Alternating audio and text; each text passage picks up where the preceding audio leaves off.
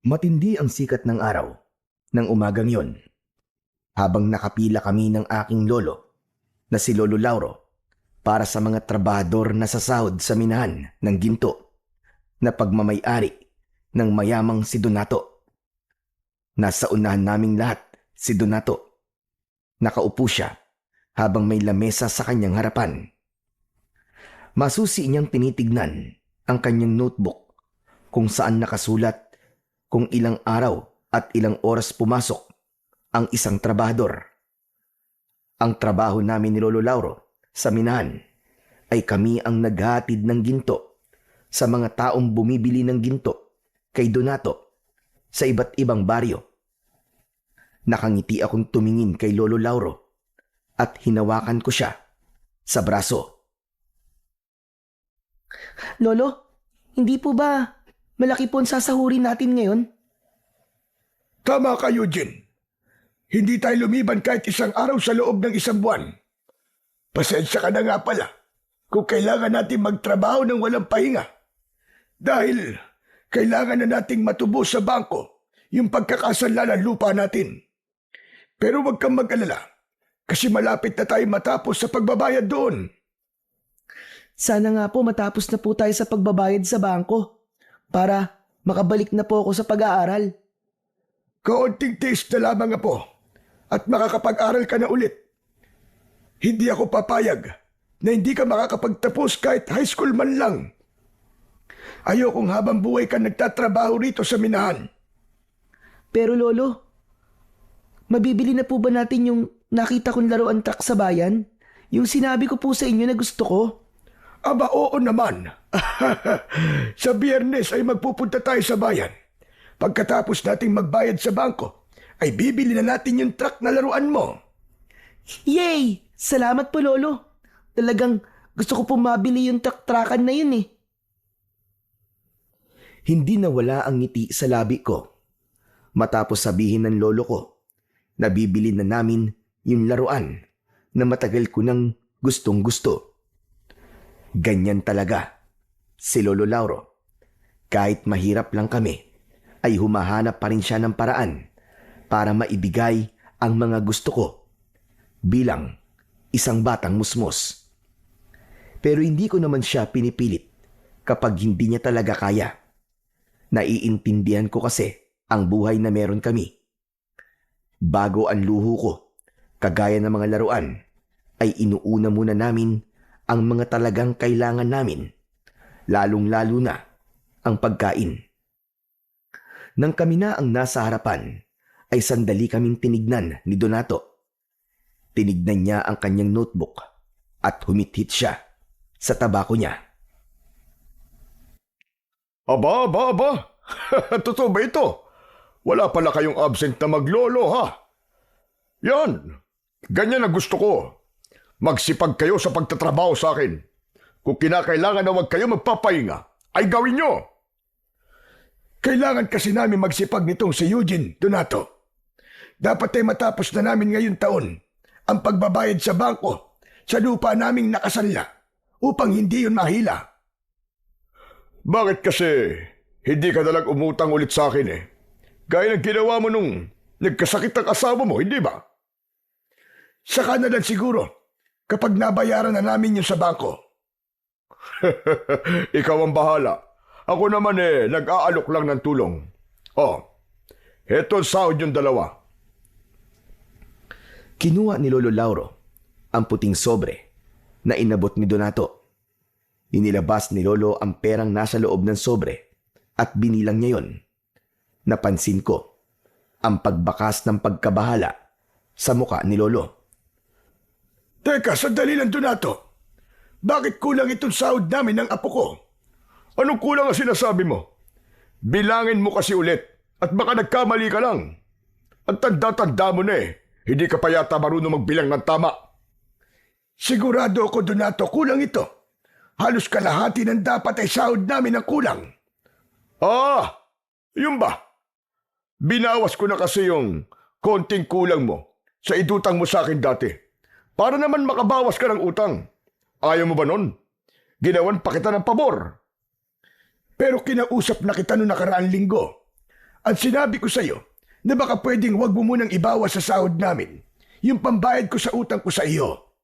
At sabi ko ay tatapusin muna namin ang pagbabayad ko sa bangko. Hindi ba't pumayag ka naman? Oo nga, pumayag ako. Pero hindi ba pwedeng magbago ang isip ko? Kailangan mo nang makabayad sa utang mo sa akin, Lauro. Lumalaki na rin ang tubo nun, ba? Baka pag tumagal, hindi nyo na mabayaran yun at mabaon pa kayo sa utang. Paniguradong habang buhay kayo magtatrabaho ng apo mo sa akin nang walang sinasahod. Pero Donato, tama na. Huwag ka nang umapila. Kayo na itong pinapasahod Kayo pa ang marunong sa akin? Saka ang dami pang nakapila sa likod nyo. Hindi lang kayo ang pinapasahod ko. Sige na. Umalis na kayo at magtrabaho na kayo. Tinignan ko ng masama si Donato. Talagang hindi ko gusto ang ugali niya noon pa man. Kung may iba lang sana kaming papasukan na trabaho ni Lolo, ay hindi kami magtatrabaho sa minahan niya. Hindi lingid sa kaalaman ng lahat na masama talaga ang ugali ni Donato. Porke mas nakatataas siya sa aming lahat, ay akala niya ay pwede niya na kaming tratuin ng hindi maganda.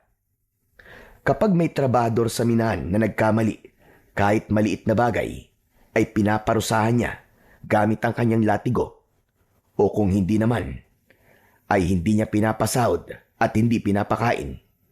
Madalas din na kahit gabi na, ay pinagtatrabaho niya ang mga minero, pero hindi niya dinadagdagan ang sahod. Kaya naman, palaging ipinapaalala sa akin ni Lolo Lauro na kung sakaling maging mayaman ako pagdating ng araw, ay wag na wag kong gagayain ang ugali ni Donato. Nagulat ako nang tumingin si Donato sa akin. Nahuli niya akong nakatingin sa kanya ng masama. Hoy bata, ang sama mo makatingin Bakit? Kaya mo na ba akong labanan? Para sa kaalaman mo, wala akong sinasando. Kahit bata ay pinapatulang ko. Nakikita mo ba itong latigo ko? Alam mo ba kung ilang tao na ang nahampas ko gamit ito? Donato, huwag mo namang takutin si Eugene. Bata pa siya. Wala akong pakialam kahit bata pa yung apo mo. Ang samang tumingin Papalag na yata sa akin Tinuturuan mo ba yan ang tamang pag-uugali? Tinuturuan po ako ng lolo ko ng tamang asal. Pero may kilala po ako na kailangan po maturuan ng tamang ugali. At sino tinutukoy mo? Ako? Wala po akong sinabi na kayo po yun. Sa bibig niyo po yun ang galing. Abat, napakatabil talaga ng dila mo, bata ka. Hoy Lauro, pagsabihan mo yung apo mo Kaya bata-bata pa Napakasama na ng ugali. Pasensya ka na, Donato. Eugene, tara na. Magsimula na tayo magtrabaho. Hinawakan ako ni Lolo Lauro sa braso at umalis na kami sa harapan ni Donato. Naglakad na kami papunta kay Mang Andoy na siyang nag-aabot sa amin ng mga ginto na dadalhin namin sa mga bumili noon sa iba't ibang baryo. Si Lolo Lauro lang ang lumapit kay Mang Andoy. Habang nag-uusap silang dalawa, ay lumapit ako sa kabayo na siyang sinasakyan namin ni Lolo papunta sa mga bumibili ng ginto kay Donato. Hinaplos ko ang muka ng kabayo. Naisip ko na kung may sapat sana kaming pera, ay hindi kami magtatrabaho ni Lolo Lauro sa malupit na si Donato. Baka meron kaming sariling taniman ng mga gulay o hindi naman kaya ay meron kaming sariling pwesto sa palengke. Hindi ko rin sana kailangan pang huminto sa pag-aaral at sigurado ko na makakapagtapos ako hanggang kolehiyo.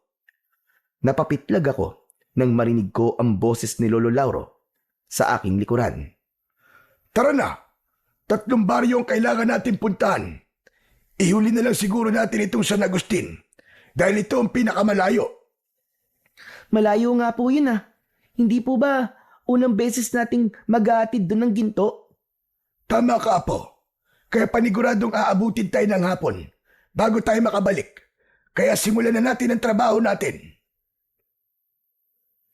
Tinulungan ako ni Lolo na sumakay sa kabayo. Inabot niya sa akin ang isang bag na naglalaman ng mga ginto at saka siya naman ang sumakay. Habang naglalakbay kami sa unang baryo na pupuntahan namin, ay hindi ko napigilan ang magtanong kay Lolo. Lo, hanggang kailan po ba tayo magtatrabaho kay Mang Donato? Natatakot po kasi ako na baka isang araw, tayo naman po ang saktan niya kapag nagkamali tayo. Hindi po ba ganun po ang ginagawa niya sa mga minerong nagkakamali? Hindi ko alam, Apo. Wala naman kasi tayong ibang mahahanap na trabaho. Lalo na ako. Hindi ako nakapagtapos kahit high school man lang. Nang matuto na akong magbasa, magsulat at magbilang, pinagtrabaho na kagad ako ng nanay ko. Basta gawin na lang natin ang maayos ang trabaho natin at sigurado ako na hindi naman tayo sasaktan ni Donato. Pero ganun po ba talaga, Lo, kapag mayaman? May karapatan na po kagad manakit ng ibang tao? Hindi, Apo. Walang kinalaman ng estado ng buhay ng isang tao sa kung paano niya dapat tratuin ng mga nakapaligid sa kanya. Sadyang ganun na kasi ang ugali ni Donato. Pero kahit paano, ay nauunawaan ko siya. Alam mo kasi, bata pa lang yan si Donato, ay nagtatrabaho na siya. Marami siyang pinasok na mabibigat na trabaho at karamihan sa mga trabahong yon ay nagkaroon siya ng hindi magandang karanasan. Gaya po ng ano, Lo? Yung nagtatrabaho siya, kahit ang sahod niya ay pagkain lang. Minsan nakikita ko rin siyang sinasaktan ng amo niya sa junk shop kung saan siya nagtrabaho nung binatilyo pa siya. Tapos ginagawa siyang laruan ng ibang trabador sa palengke. Kaya yung mga naranasan niyang hindi magaganda ay ginagawa niya sa mga taong nagtatrabaho sa kanya ngayon. Kumbaga yun ang paraan niya ng paghihiganti sa hindi magagandang naranasan niya nung mahirap pa siya. Pero Lo, yung mga trabahador po sa minero, hindi naman po sila nanakit kay Mang Donato, di ba? Bakit po silang ginagantian niya? Hindi ko rin alam, Apo. Pero itong tandaan mo, hindi dahilan na inapi ka noon, kaya mang-aapi ka rin ngayon. Dapat nga ay maging maganda ang pagtrato mo sa kapwa mo kapag nakaranas ka ng mga naranasan ni Donato. Dahil alam mo ang pakiramdam ng tinatapak-tapakan. Kaya sana ay magising na si Donato na mali ang kanyang ginagawa. Nang mga panahong yon, may awa akong naramdaman para kay Donato matapos kong marinig ang kwento ng aking Lolo Lauro. Hindi ko kasi akalain na pinahirapan pala ng sobra si Donato noong kabataan niya. Pero tama naman si Lolo. Dapat ay hindi ginagawa ni Donato sa mga minero ang naranasan niya noon. Malinaw kasi na sa mga mas nakakababa sa kanya niya, ibinubuntun ang galit niya sa mga taong nagpahirap sa kanya dati. Mabilis naming napuntahan ni Lolo Lauro ang unang 2 baryo dahil malapit lang ang mga yon. Naibigay din namin sa mga taong pagdadalhan namin ng ginto ang mga binili nilang ginto. Sandali lang kaming nagpahinga upang kainin ang baon naming pagkain dahil nakaramdam na kami ng gutom. Pagkatapos kumain ay nagsimula na kaming maglakbay papunta ng San Agustin. Tirik na tirik ang araw ng tanghaling yon. Kaya naman masakit yun sa balat. Pero tiniis namin yon ni Lolo dahil kailangang matapos namin ang aming paghatid ng ginto. Hapon na nang narating namin ang San Agustin. Kapansin-pansin ang katahimikan sa baryong yon. Kakaunti lamang ang mga taong nasa labas at pinagtitinginan nila kami dahil siguro sa bagong muka kami sa baryong yon. Nagtanong-tanong si Lolo Lauro sa mga tao roon kung saan nakatira si Ramona at madali namang naituro sa amin ang bahay ng pagdadalhan namin ng ginto. Huminto ang kabayong sinasakyan namin sa isang bahay na gawa sa kahoy at ang bubong ay pawid. Naunang bumaba si Lolo. Sa kanya ako tinulungang makababa. Lumapit kami sa gate na gawa sa kawayan. Tao po! Tao po! May tao ba riyan? Bumukas ang pinto ng bahay. Lumabas ang isang matandang babae na may maaliwalas na muka. Maayos na nakapusod ang buhok niya sa likod. Lumapit ang matandang babae sa amin. Abay, sino kayo? Anong kailangan nyo? Dito ba nakatira si Ramona? Dito kasi kami itinuro ng mga tao. Ako si Ramona. Anong kailangan nyo sa akin? Kami ang tagatid ng ginto mula sa minahan ni Donato. Dala na namin ang mga gintong binili niyo sa kanya. Ako nga pala si Lauro. At ito naman ang apo kong si Eugene. Eto na pala yung mga gintong binili niyo. Inabot ni Lolo Lauro kay Aling Ramona ang isang maliit na sisidlan na gawa sa makapal na uri ng tela. Agad namang tinanggap yun ni Aling Ramona. Binuksan niya ang sisidlan at napangiti siya nang makita ang mga ginto sa loob. Dako, maraming salamat. Pakisabi kay Donato, maraming salamat. Nagbayad na pala ako kay Donato at buo ko nang nabayaran ng mga gintong ito. Oo, nasabi na yan sa amin ni Andoy. Maraming salamat din. O siya, sige. Aalis na pala kami ng apo ko. Aling Ramona, pwede po ba kaming makiinom ng tubig? Kanina pa po kasi ako nauuhaw eh. Ang layo po kasi nitong baryo nyo, kaya naubos na po ang baon namin tubig. Abay sige, walang problema. Sumunod kayo sa akin sa loob. Nako, nakakahiya ka talaga, bata ka. Kahit kailan ka talaga. Ayos lang yan. Mabuti nga at nagsasabi siya. Isa pa, tubig lang naman ang hinihingi niya. Inaya ulit kami ni Aling Ramona na pumasok sa bahay niya. Sumunod kami ni Lolo sa kanya. Pagpasok namin sa bahay ay nakita ko na maaliwalas ang loob nun. Simple ang pagkakaayos ng mga gamit at halatang masinop ang taong nakatira doon. Tinawag kami ni Aling Ramona sa kusina at itinuro niya sa amin ang water jug. Binigyan niya kami ng isang baso at nauna kong uminom.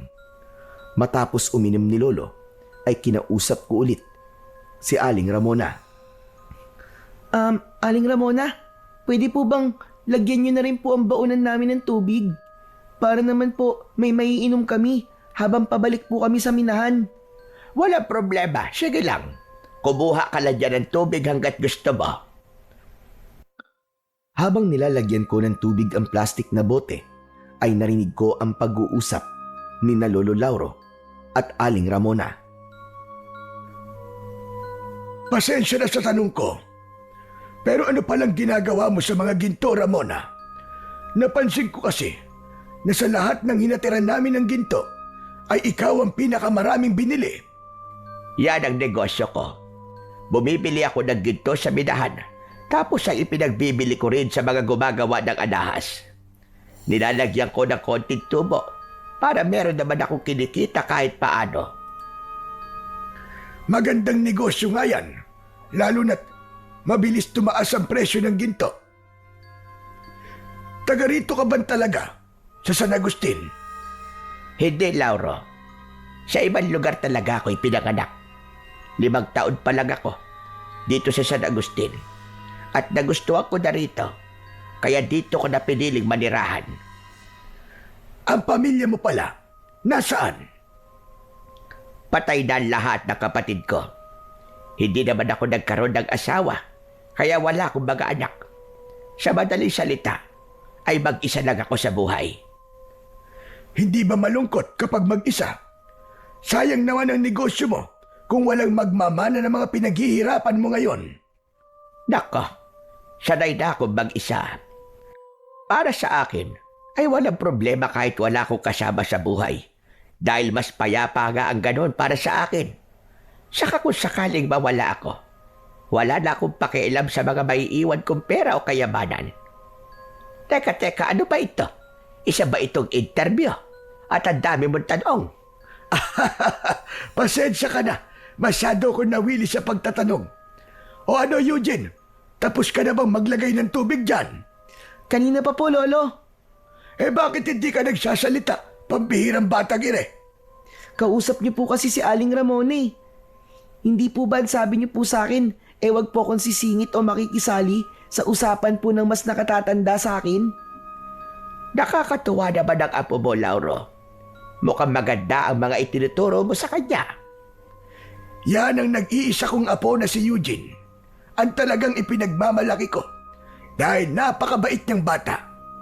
Kaya nang mamatay ang aking asawa, ay hindi ako masyadong nalungkot dahil nandyan si Eugene. Kung ganon, ay balo ka na pala. Ganun na nga, Ramona. Alam mo na, binatang binata at walang sabit. O siya, sige, tutuloy na kami. Masyado na tayo napapasarap sa kwentuhan. Baka abutin na kami ng dilim sa daan. O sige, mag-iingat kayo. Oo nga pala. Dalhin nyo na itong mga tinapay para meron kayong makakain sa daan. Kinuha ni Aling Ramona ang isang supot ng tinapay na nasa ibabaw ng kanyang lamesa. Ayaw pa sana yung tanggapin ni Lolo Lauro, pero naging mapilit si Aling Ramona.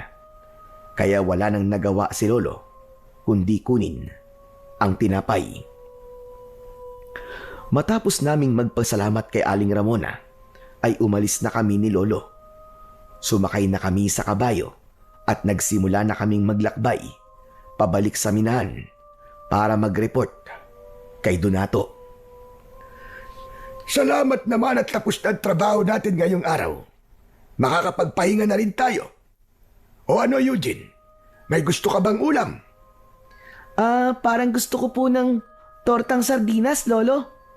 Aba, tortang sardinas lang talaga. Ayaw mo ba ng adobong manok? Wag na po muna. Ang mahal po ng manok ngayon eh. Hindi po ba magbabayad pa po tayo sa bangko? Aba, oo nga pala. Nako, pasensya ka na pala kung hindi mo na natin mabibili yung laro ang gusto mo. Ayos lang po yun.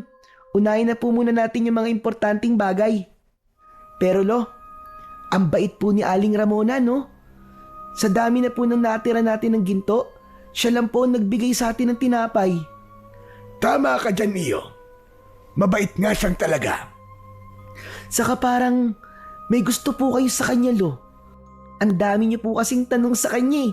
Halatang interesado po kayo sa kanya. Saka iba po yung ngiti niyo kanina nang nalaman niyo pong wala po siyang asawa. Hoy! Ano ka bang bata ka? Magtigil ka nga. Masyado kang malisyoso. Siyempre, paniguradong hindi yun ang huling beses na aartira natin siya ng ginto. Kaya dapat ay maging maganda ang pakikitungo natin sa kanya. Saka, bakit alam mo ng mga ganyang bagay ha? 11 anyos ka pa lang, baka nakakalimutan mo. Lolo naman, syempre alam ko na po yun. May crush na nga po ako eh. Crush ka dyan. Pero wala namang problemang magka-crush. Basta hanggang crush lang muna.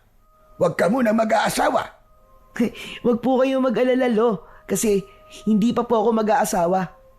Pero mukhang kayo po ang mag-aasawa ulit. Kasi nakilala niyo po si Aling Ramona. Malakas na natawa si Lolo Lauro sa mga sinabi ko. Nagpatuloy ang aming masayang kwentuhan hanggang sa makarating na kami sa minahan. Nang nakabalik na kami sa minahan, ay nag-report na kami kay Donato at nang masiguro niya na naibigay namin sa mga bumili ng ginto ang mga ginto, ay umuwi na kami ni Lolo sa bahay. Nakatira kami ni Lolo Lauro sa isang maliit na kubo. Maliit lang din ang lupang kinatatayuan nun. Agad na nagluto si Lolo ng pagkain namin para sa hapunan. At pagkatapos naming kumain, ay ako naman ang naghugas ng aming pinagkainan. Eugene na po. Pagkatapos mo dyan ay sumunod ka sa akin sa likod ng bahay. Tuturuan niyo na naman po ba akong gumamit ng agimat, Lo? Basta! Pumunta ka na lang doon pagkatapos mo maghugas dyan. Lumabas na si Lolo, habang ako naman ay tinapos ko na ang aking ginagawa. Pinunasan ko ang basa kong kamay at saka ko pinuntahan si Lolo sa likod ng bahay. Nakita ko si Lolo na hawak ang kanyang agimat. Naikwento sa akin ni Lolo dati na ang agimat na yon ay ibinigay sa kanya ng isang mahusay na manunugis ng mga aswang. Sa lugar kasi kung saan lumaki si Lolo Lauro ay may mga aswang na umaatake. Nakitaan ng manunugis na yon ng potensyal si Lolo, kaya sinanay siya nito na makipaglaban sa mga aswang at gamitin ang agimat na yon. Ngunit dahil mas pinili ng pamilya ni Lolo na umalis sa lugar na yon, ay hindi nito naranasang makipaglaban sa mga aswang at nanatili sa pangangalaga niya ang agimat. Sabi ko na nga ba, tuturuan niyo na naman po ako sa paggamit ng agimat eh. Huwag ka nang magreklamo dyan at lumapit ka na rito. Hindi mo ba nakikita ang bilog na bilog ang buwan ngayong gabi? Ngayon mo dapat mas pag-aralan ang paggamit ng aking agimat dahil kapag bilog ang buwan ay mas malakas ang kapangyarihan nito. Napipilitan akong lumapit kay Lolo Lauro. Napakamot ako sa likod ng aking ulo. Kinuha niya ang isa kong kamay at ipinatong niya roon ang agimat. Ang agimat na nasa kamay mo ngayon, Apo, ay mabisang panlaban sa mga aswang. Bibigyan ka nito ng kakaibang husay at lakas sa pakikipaglaban sa mga kampon ng kadiliman, lalong-lalo na sa mga aswang. Pero Lolo Lauro, kailangan ko po ba talagang matutunan ng paggamit niyan? Hindi ko naman po yan kailangan eh kasi wala naman pong aswang dito sa baryo natin eh. Hindi porke walang aswang ngayon dito, ay wala nang darating na aswang sa hinaharap. Kailangan mong paghandaan ng araw na yon. Mas maganda na ngayon pa lang, ay handang-handa ka na. Bakit po hindi na lang po kayo ang gumamit niyan, Lo? Hindi po ba sa inyo naman po yan ibinigay ng manunugis na ikiniwento niyo po sa akin dati? Masyado na ako matanda para gamitin ko pa ito, Apo. Kaya naman naisip ko na ipamana to sa'yo kapag alam mo na itong gamitin. Mas mapapakinabangan mo ito kaysa sa akin. Ngayon, ituturo ko sa iyo ang dasal na kailangan mong dasalin upang hindi mawala ang kapangyarihan ng agimat na ito.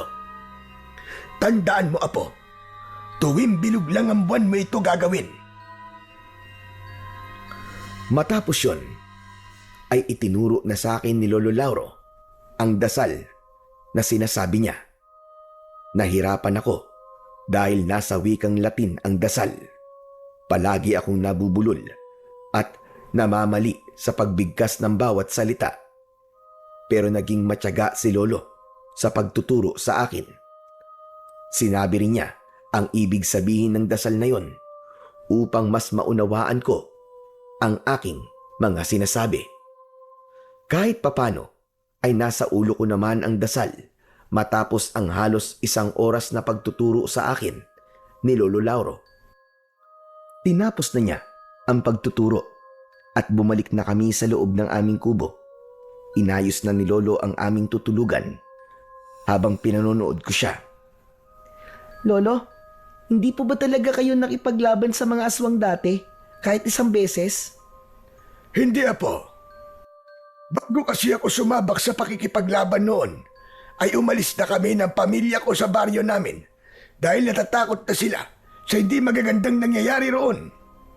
Ayoko nga sanang umalis dahil ang gusto ko ay tulungan ng manunugis na nagsanay sa akin sa pakikipaglaban sa mga aswang. Pero naisip ko na mas piliin ang desisyon ng aking pamilya. Kaya niyo po ba ako sinasanay para ako po ang gumawa nang hindi niyo po nagawa noon? Parang ganun na nga. Pero sana ay huwag mong magamit ang agimat. Talagang gusto lang kitang maging handa sa mga pwedeng mangyari, Apo. Hindi natin hawak ang kinabukasan. Kaya't mas maigi na paghandaan ang mga ganung bagay. Kaya sana, Apo, huwag kang tamarin kapag tinuturuan kitang gamitin ang agimat. Naiintindihan ko na po. Sorry po, Lo kung palagi po akong tinatamad kapag tinuturuan niyo po ako. Pero pangako po, simula po ngayon ay seseryosohin ko na po ang mga ituturo niyo sa akin. Mabuti naman kung ganon. Halika na, matulog na tayo at maaga pa tayo bukas. Bago kami humiga ni Lolo, ay nagdasal muna kaming dalawa. Ipinagdasal ko na sana ay humaba pa ang buhay ni Lolo Lauro dahil gusto ko pa siyang makasama kapag nakakaangat na ako sa buhay. Gusto kong bumawi sa lahat ng sakripisyo niya at pagmamahal niya para sa akin. Hindi ko rin kinalimutang ipagdasal ang kaluluwa ng aking nanay at tatay na matagal nang pumanaw. Kinabukasan, pagkagising namin ay sabay kaming nag-almusal ni Lolo Lauro. Naligo kami ng mabilis at naglakad na kami papunta sa minahan. Pagdating namin doon ay nagtaka kami dahil nagkakagulo ang mga minero. Lumapit kami sa kanila at nagimbal kami ni Lolo nang malaman namin na ang pinagkakaguluhan ay ang 2 bangkay ng minero. Kalunos-lunos ang itsura nila dahil halos maligo na sila sa sarili nilang dugo. Parehas silang may kagat sa leeg at wakwak ang dibdib. Mabilis na tinakpan ni Lolo Lauro ang mga mata ko gamit ang kanyang kamay. Pero huli na dahil nakita ko na ang mga bangkay. Hanggang sa dumating na si Donato, pinatabi niya ang mga minero upang makita niya ang 2 bangkay. Sino ang pumatay sa mga trabahador ko? Boss, hindi po namin alam eh. Nakita lang po namin ang katawan nila pagdating namin dito. Pero tumawag na po kami ng mga pulis, boss. Maaabala ang negosyo ko sa mga pulis na yan. Paniguradong pahihintuin nila ang ating operasyon ng ilang araw dahil mag-iimbestiga sila rito. Bakit kasi dito pa pinatay ang 2 yan? Buwisit talaga. Bakit po parang mas iniisip niyo pa po ang minahan, Mang Donato? Hindi po ba dapat lang po na magkaroon po ng investigasyon para malaman po at mapanagot kung sino pong pumatay sa mga minero? Eugene, tumahimik ka po. Talagang hinuhuli mo ang pika kong bata ka. Hinihingi ko ba ang opinyon mo? Ano naman kung iniisip ko ang aking minahan kaysa sa kung anong bagay? Tagdaan mo, kung wala ang minahan na ito, magugutom kayo ng lolo mo. Apo, huwag ka na sumagot. Donato, pagpasensyaan mo na si Eugene. Hindi niya alam ang kanya sinasabi. Bata pa kasi siya. Bata. May bata bang ganyan sumagot? Sinasayang niyo ang oras ko. Bumalik na kayo sa pagtatrabaho bago dumating ang mga pulis. Bilisan niyo! Hindi ako makapaniwala na nagawa pang pagtrabahuin ni Donato ang mga minero kahit may mga pinatay na sa minahan. Pero dahil mga trabador lang kami, ay wala na kaming nagawa kundi sundin si Donato. Kinuha na lang ni Lolo ang mga gintong ihatid namin sa iba't ibang baryo at maya-maya ay umalis na kami sakay ng kabayo. Habang naglalakbay ay hindi maalis sa utak ko ang itsura ng 2 bangkay na natagpuan sa loob ng minahan. Hindi ko akalain na may taong kayang gumawa ng ganong karumal-dumal na pagpatay. Eugene na po, ayoko nang uulitin mo yung ginawa mo kanina ha. Hindi mo dapat sinasagot ng pabalang si Donato, lalo na't mas matanda siya sa iyo. Sorry po, Lolo. Alam ko pong mali po ang ginawa ko pero hindi ko po kasi nagustuhan yung sinabi ni Mang Donato eh. Halata po kasi na mas iniisip pa niyang negosyo niya kesa sa 2 patay na minero. Ganyan din naman ang nararamdaman ko sa sinabi ni Donato. Pero ipapaalala ko lang sa'yo na amo natin si Donato at tayo ay isa lamang sa mga tauhan niya. Siya ang nagpapasahod sa ating 2 apo. Hindi ka ba natatakot na baka mawalan tayo ng pagkakakitaan kapag napuno na sa'yo si Donato dahil sa pagsagot-sagot mo sa kanya? Tandaan mo na wala na tayong mahanap na ibang trabaho kapag naalis tayo sa minahan. Sorry po talaga, Lolo. Hayaan niyo na po sa susunod, ititikom ko na po talaga ang bibig ko. Kahit may sabihin pa po si Mang Donato na hindi maganda. Lumipas ang ilang araw at palagi kong nakikita sa minahan ang mga pulis na nag-iimbestiga. Sobra akong na-curious kung sino ang salarin sa patayang nangyari sa minahan. At sa kabila ng pangyayaring yon, ay hindi ko nakitaan si Donato na gusto niyang marisolba ang kasong yon. Narinig ko na lang na binayaran ni Donato ang mga pulis upang tumigil na ang mga yon sa pag-iimbestiga. Alam ko na ginawa ni Donato upang bumalik na ang minahan sa normal nitong operasyon. Isang gabi, habang kumakain kami ng hapunan, ay nagtanong ako kay Lolo Lauro. Lolo, hindi po ba tapos na po yung investigasyon sa dalawang pinatay sa minahan? Ano po palang resulta ng pag-iimbestiga po ng mga pulis doon? Narinig ko sa mga minero na base sa mga ebidensya ay inatake ng mababangis na hayop ang dalawang minero. Kaya po bang gawin ng mabangis na hayop ang ganung pagpatay, Lo? Hindi ko rin alam, Apo.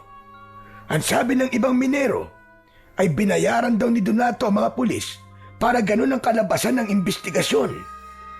Ayaw kasi ni Donato na humaba pa ang pag-iimbestiga ng mga pulis dahil naaabala ang trabaho sa minahan.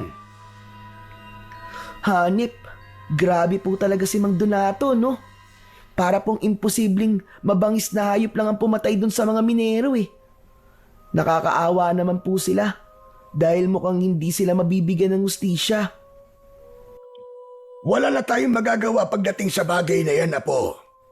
Pinagalaw na ni Donato ang pera niya, kaya paniguradong hanggang doon na lamang ang mangyayaring investigasyon.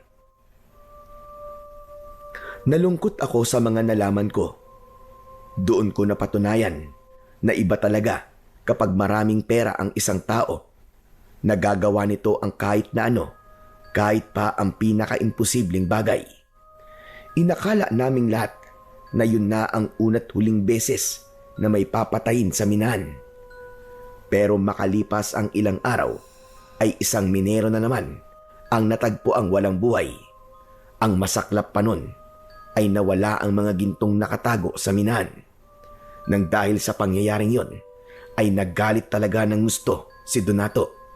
Kaya agad siyang nagpatawag ng pagpupulong sa lahat ng nagtatrabaho sa minahan.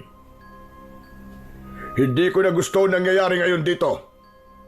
Malinaw na hindi lang pagpatay ang pakay ng kung sinong hayop na yon, kundi pagnanakaw din.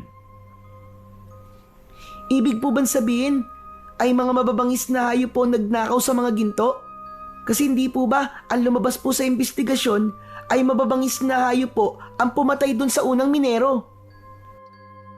Manahimik ka, Eugene. Huwag mo nang dagdagan ang init ng ulo ko. Eugene, Apo, ano ba sinabi ko sa'yo? Tama na yan. Napayuko ako at pinilit ko na wag nang magsalita. Nararamdaman ko na mauulit pa ang patayan at pagnanakaw na to. Kaya kailangan mahuli na kung sino man ang gumagawa nito sa akin. Napakalaking halaga ng ginto ang nawawala. Kaya simula mamayang gabi, ay dadagdagan ang mga magbabantay dito sa minahan. Kung dati ay 2 o 1 lang ang nagbabantay, ngayon, gagawin ko ng 5. At kung sino man na makakahuli sa mamamatay tao na yon at magnanakaw na yon, ay magkakaroon ng gantimpala sa akin. Umugong ang bulungan ng mga minero. Marami ang natuwa dahil sa gantimpalang sinabi ni Donato, kahit wala pang nakakaalam kung anong klaseng gantimpala yon. Ano namang gantimpala ang makukuha ng makakahuli sa kriminal, Donato? 50,000 piso. Agad kong ibibigay yon sa makakahuli sa magnanakaw ng mga ginto ko. Kaya kung ako sa inyo, ayusin ninyo ang inyong pagbabantay para kayo ang makakuha ng gantimpala. At siguraduhin nyo na hindi na ulit ako mananakawan. Mamaya, bago kayo umuwi, ay sasabihin ko kung sino ang 5 magbabantay dito mamayang gabi. Sige na, bumalik na kayo sa inyong trabaho. Nagsimula na kami maglakad ni Lolo Lauro para kunin ang mga gintong ihahatid namin sa iba't ibang baryo. Ngunit bago yun, ay nagtanong ako sa aking Lolo Lauro. Lolo, malaki na po ba ang 50,000 piso? Para sa mga kagaya nating mahihirap, ay malaking halaga na ang perang yon. Kung may ganun tayong pera, ay mababayaran na natin ang utang natin sa bangko at meron pang sosobra. Wow, kung ganun, tayo po pala ang dapat na makahuli ron sa nagnakaw ng ginto ni Mang Donato. Anong tayo? Ako lang. Sa tingin mo ba ay papayagan kitang magbantay dito sa minahan para manghuli ng kriminal? Masyadong delikado dahil bata ka pa. Eh kayo nga po, Lo, sobrang tanda na eh. Hindi po ba delikado rin yun sa inyo? Kasi mahina na po kayo? Tumahimik ka nga. Napakarami mo talagang alam, bata ka. Kaya palaging naiinis sa si Donato eh. Ang mabuti pa ay saka na natin yan isipin. Magtrabaho na muna tayo para madali tayo matapos. Patuloy kong inisip ang perang gantimpala na makukuha ng makakahuli sa kriminal. Naisip ko na kung isa sa amin ni Lolo ang makakakuha ng perang yon, ay napakalaki ng magiging pagbabago sa aming buhay. Nang araw na yon ay isa si Aling Ramona sa mga pinagdalhan namin ng ginto. Napansin ko ang pagniningning ng mga mata ni Lolo Lauro nang makita nito ang matandang babae na si Aling Ramona. Pinigilan ko ang sarili ko na tuksuin siya dahil alam ko na mapapahiya siya dahil nasa harapan namin si Aling Ramona. Aba, Ramona, mukhang mas marami ang gintong binili mo ngayon ah. Kailangan kasi na mas maraming ginto na mga bumibili sa akin. Isa pa, ilang araw din akong hindi nakabili kay Donato. Kaya sinadya ko damihan ngayon. Ah, oo nga pala. Nagluto ako ng maruya. Baka gusto nyo magmerienda muna. Aba, hindi ko tatanggihan yan kasi nagugutom na kami ng apo ko. Maraming salamat sa iyo, Ramona. Sus, hindi po ba kumain na po tayo ng banana Q kanina lang? Nagmerienda na ba kayo? Ay, oo, pero gutom pa rin kami. Kung gano'n ay sumunod na kayo sa akin sa loob. Matamis na ngumiti sa amin si Aling Ramona. Pagpasok namin sa bahay niya, ay dumiretso kami sa kusina. Inihain niya ang mga maruya at maya-maya pa ay nagsimula na kaming kumain. Oo nga pala. Hindi ka ba naiinip dito? Lalo na't mag-isa ka lang. Hindi naman. Gaya na sinabi ko sa inyo noon, ay sanay na akong mag-isa. Saka may pinaglilibangan ako. Nag-aalaga ako ng iba't ibang halaman na namumulaklak. Talaga? Pwede ko bang makita ang bulaklak mo? Ang mga bulaklak. Oo naman. Alam mo, ngayon lang may nagka-interes na makita ang mga tanim kong bulaklak. Halika, samahan mo ako sa likod. Doon nakatanim ang aking mga bulaklak. Ikaw ba, Eugene? Gusto mo ba sumapa? Hindi na po. Dito na lang po ako at kakain pa po ako eh. Ang sarap po kasi ng maruya nyo eh. Huwag kang malikot dito ha. Saka, huwag kang makikialam ng gamit dito. Opo, Lolo. Matapos yun, ay magkasama ng lumabas sina Lolo Lauro at Aling Ramona. Napailing ako habang nakangiti. Si Lolo talaga, oo. Pumapag-ibig.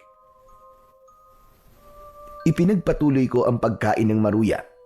Ang totoo ay kulang sa akin ng banana Q na kinain namin ni Lolo kanina, kaya medyo gutom pa rin ako. Iginala ko ang mata ko sa kabuuan ng bahay ni Aling Ramona.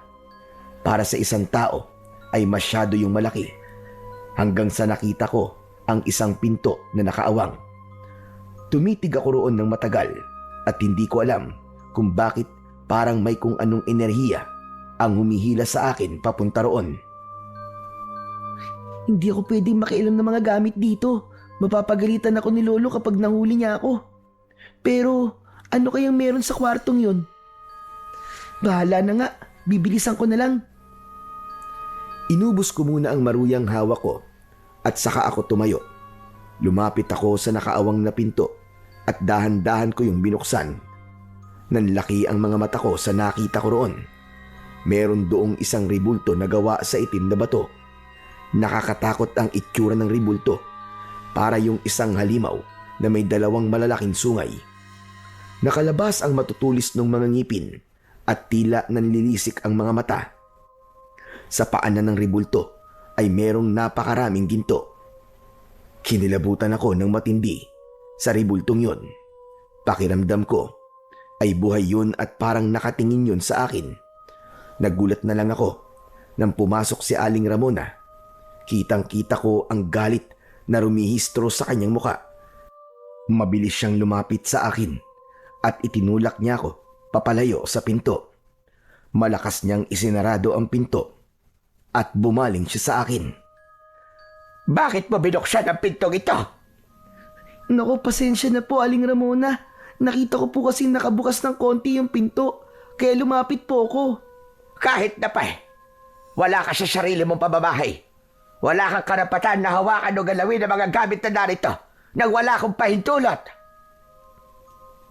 Teka, ano ba nangyayari rito? Lumapit sa amin si Lolo Lauro.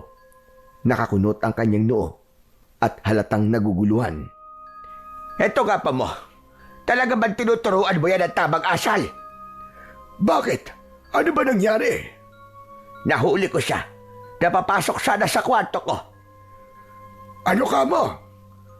Totoo ba yun, Eugene? Wala naman po akong masamang gagawin eh.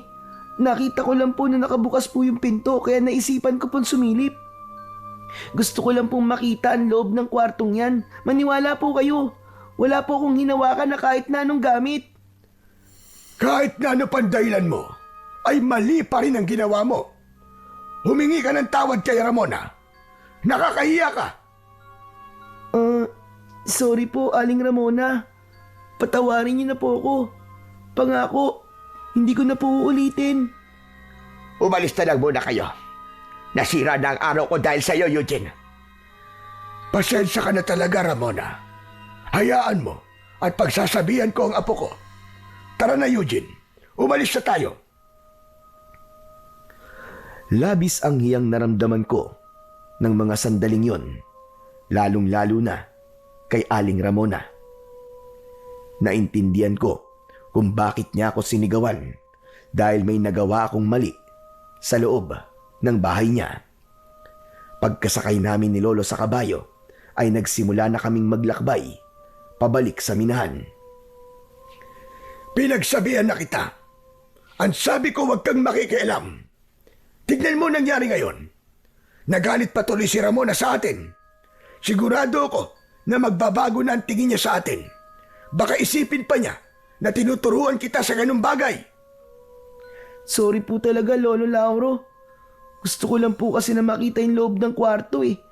Wala naman po akong balak na makialam sa mga gamit ni Aling Ramona. Kahit na anong paliwanag mo, ay maling-mali pa rin ang ginawa mo. Hayaan niyo po at sa susunod, hindi ko na po yung gagawin. Mabuti sana kung meron pang susunod. Sigurado ako na dahil sa ginawa mo, ay hindi na tayo papapasukin ni Ramona sa bahay niya. Kung kailan naman nagiging malapit na kami sa isa't isa, ay saka kapag gumawa ng kabalbalan. Bakit po, Lolo? Liligawan niyo na po ba si Aling Ramona? Rumigil ka. Liligawan. Puro ka ganyan. Ang isipin mo ay ang ginawa mong kasalanan. Alam ko naman po yun, Lo eh. Pero Lolo, alam niyo po bang may nakita po akong kakaiba sa loob po ng kwarto ni Aling Ramona? At ano naman ang nakita mo roong pakila merong bata ka? Meron pong nakakatakot na ribulto, para pong demonyo yung itsura. Nakakatakot po talaga kasi para po siyang buhay eh. Tapos po sa paanan po ng ribulto na yon, napakarami pong mga ginto. At bakit naman magkakaroon ng ganung ribulto si Ramona sa bahay niya, aber? Aba, malay ko po. Ano po kaya kung itanong niyo po sa kanya? Eh di mas lalo yung nagalit sa atin kapag ginawa ko yung sinasabi mo. Pero Bakit nga po kaya may ganong ribulto si Aling Ramona, no?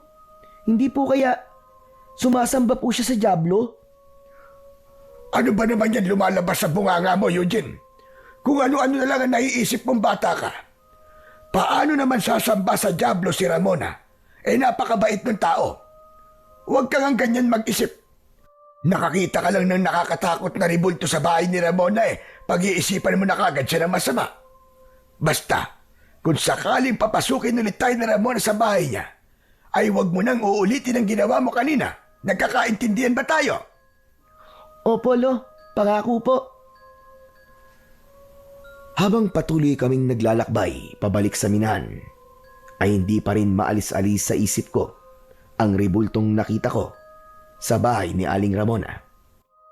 Bigla akong kinilabutan dahil pakiramdam ko hanggang sa sandaling yon ay nakatingin pa rin yun sa akin. Nakabalik na kami ni Lolo Lauro sa minahan. Nang oras na yon ay naghahanda na sa pag-uwi ang mga minero dahil tapos na sila sa kanilang trabaho. Pero kagaya ng sinabi ni Donato ay sasabihin ito kung sino ang 5 trabahador na magbabantay sa minahan sa gabing yon. Nagtipon kaming lahat sa iisang pwesto. Hindi nagtagal ay tumayo na si Donato sa aming harapan. Ngayon, sasabihin ko na kung sino ang 5 magbabantay ngayong gabi. Hindi kayo pwedeng umangal dahil darating din naman ang gabi na pilit kayong magbabantay. Ang mga napili ko para sa gabing ito ay Sinamulong, Andoy, Atong, at ikaw, Lauro. Eugene, ikaw na muna ang bahala sa bahay. Marunong ka naman magluto, hindi ba? Sandali. 4 pa lang yon. At ang pang-5 ay si Eugene. Sandali lang, Donato. Bakit kasama si Eugene sa mga magbabantay mamayang gabi? Masyadong mapanganib para sa kanya ang gagawin namin pagbabantay.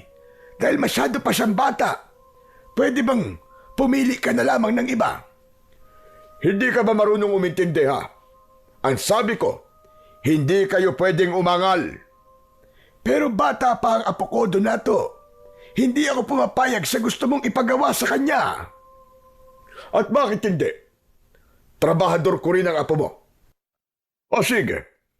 Gusto mo bang huwag kong pagbantayin si Eugene ngayong gabi at sa mga susunod na gabi ko na siya itatalaga sa pagbabantay? Pero ipapaalala ko lang sa iyo na iba-ibang grupo magbabantay kada gabi. Kaya maliit ang tsansang magkasama kayong dalawa sa pagbabantay kung hindi siya magbabantay ngayong gabi. Hindi ba dapat matuwa ka pa na pinagsama ko kayo sa isang grupo? Lolo, pumayag na po kayo. Huwag po kayong mag-alala. Mag-iingat na lang po ako. Hindi na nagawang magsalita pa ni Lolo Lauro, pero ramdam ko ang matindi niyang pagtutol na isama ako sa mga magbabantay sa minahan. Meron pa bang aapela sa inyo? Kung wala na ay umuwi na ang mga hindi magbabantay dito sa aking minahan. Habang ang 5 nakatalagang magbabantay ay maiiwan at gawin ninyo ang trabaho ninyo ngayong gabi. Gawin nyo ang lahat para mahuli nyo ang nagnakaw ng mga ginto ko. Nagsimula ng mag-alisan ang ibang mga minero. Naiwan kami ni Lolo kasama ang 3 pang kasama namin sa grupong magbabantay sa minahan para sa gabing yon. Paalis na sana si Donato pero mabilis yung nilapitan ni Lolo Lauro. Donato, nakikiusap ako sa iyo. Huwag mo nang isali si Eugene sa mga nagbabantay. Bata pa siya at hindi pa natin alam kung ano pa ang kayang gawin ng pumapatay sa mga minero at nagnakaw sa ginto mo. Gaya na sinabi ko, wala akong pakialam kahit bata pa si Eugene.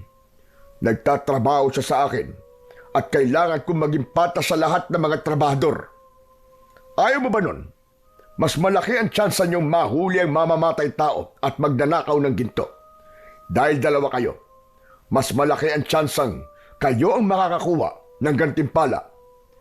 Aanhin ko naman ang gantimpala kung mapapahamak naman ang aking apo. Madali naman akong kausap.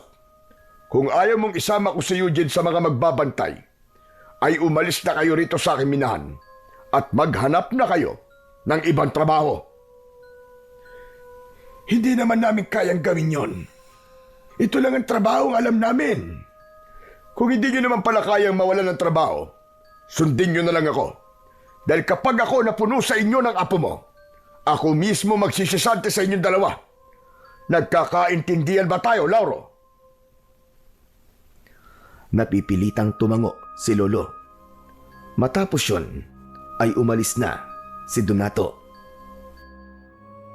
Agad kong nilapitan si Lolo Lauro at sinabi ko sa kanya na huwag siyang mag-alala dahil gagawin ko ang lahat para walang masamang mangyari sa akin sa gabing yun. May iniwang pagkain naman si Donato para sa aming 5 na magbabantay sa minahan. Matapos naming kumain, ay nagsimula na kaming pumili ng aming pepwestuhan.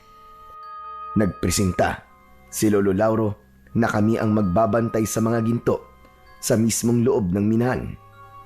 Alam ko na pinili ni Lolo ang pwestong yon dahil mas ligtas kami roon kesa kapag nasa labas kami. Hindi ko talaga alam kung anong puso ang meron ng Donato na yon.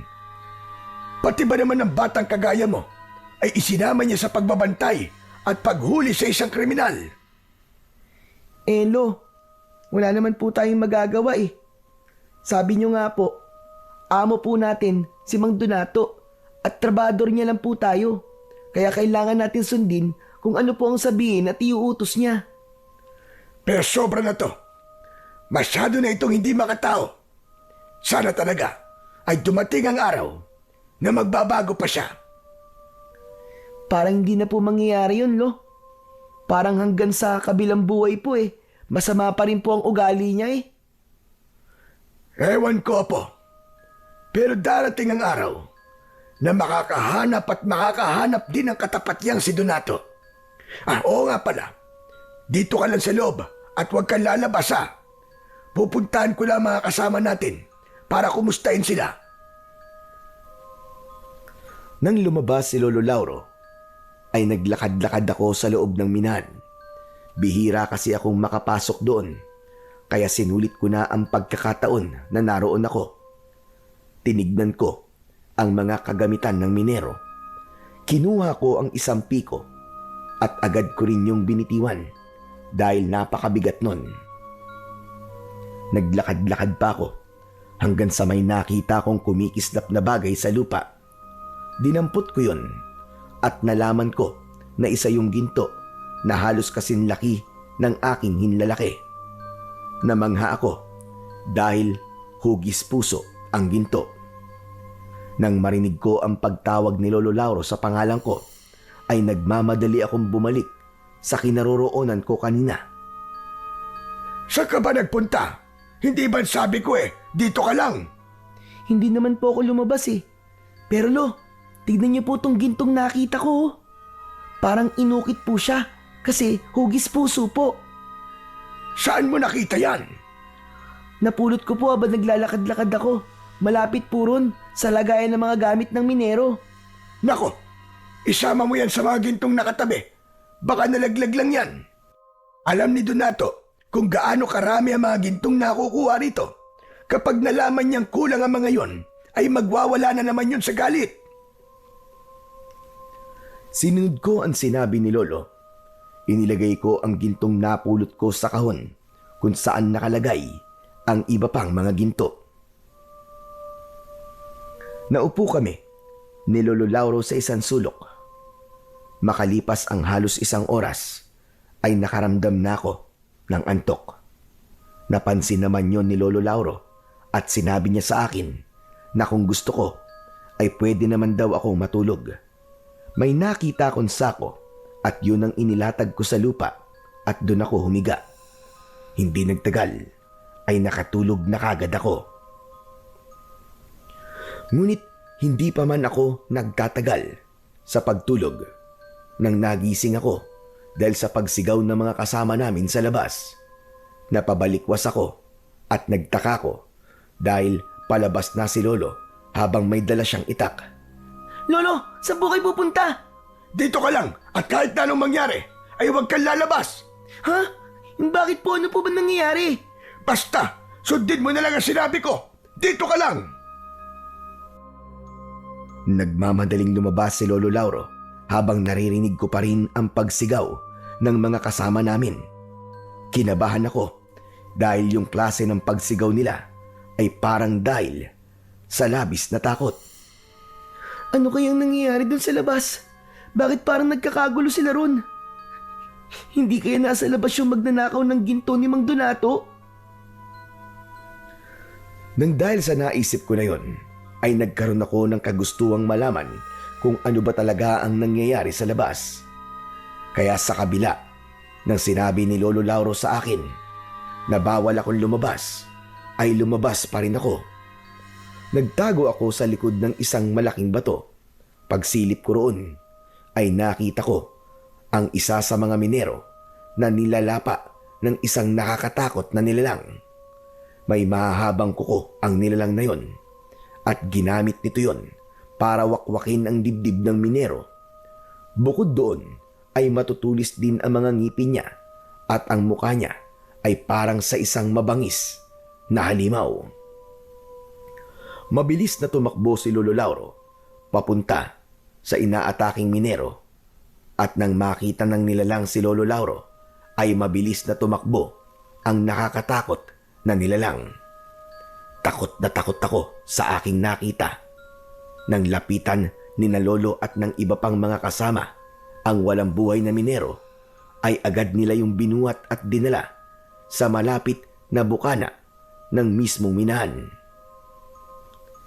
Kahit nakita ako ni Lolo Lauro, ay hindi niya ako pinansin dahil nakatuon ang atensyon niya sa naging biktima ng halimaw. Kahit halatang walang buhay na ang minero, ay binugahan pa rin nila ng hangin ang bibig nun. Sa huli, ay sumuko na lamang si Lolo Lauro. Wala na. Patay na siya. Patay na si Andoy. Lolo, ano po yung umatake kay Mang Andoy? Bakit po ganun ang itsura niya? Hindi ako maaaring magkamali. Sigurado ako na aswang ang halimaw na yon. Aswang ang pumatay kay Andoy at sa iba pang mga minero. Maraming beses na ako nakakita ng aswang at ganun ang halimaw na umatake kay Andoy. Bumakas ang takot sa mukha ng dalawa pang minero habang si Lolo Lauro ay matiim na nakatingin sa bangkay ni Mang Andoy. Pinakuha ako ni Lolo ng mga sako upang gamitin na pantakip sa bangkay. Matapos yun, ay patuloy kaming nagbantay dahil natakot kami na baka muling bumalik yung aswang. Sa awa naman ng Diyos ay hindi na bumalik yung aswang. Hindi siguro niya inakala na maraming magbabantay sa minahan ng gabing yun.